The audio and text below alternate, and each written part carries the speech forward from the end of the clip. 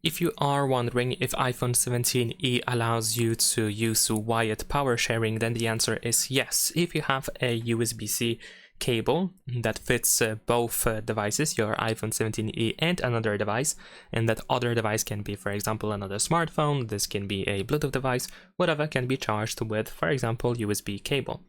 Then in that case, you can just connect both devices together. So let's give it a try. I'm gonna connect this cable to my iPhone 17e and also to another smartphone that I have over here. This one is actually an Android smartphone, and it is possible that if you connect especially both smartphones together, then your iPhone is going to be charged instead of charging.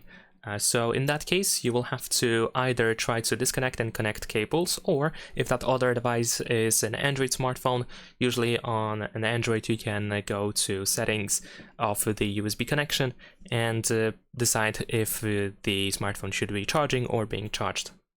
So in this case, I can go to charging the connected device and I can switch from reverse charging to charging only. So then this phone is being charged by iPhone 17e. So now I switched the charging thing.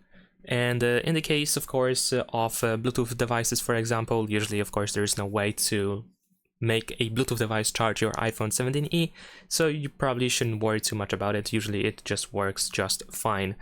And that is pretty much it. Leave a like and subscribe.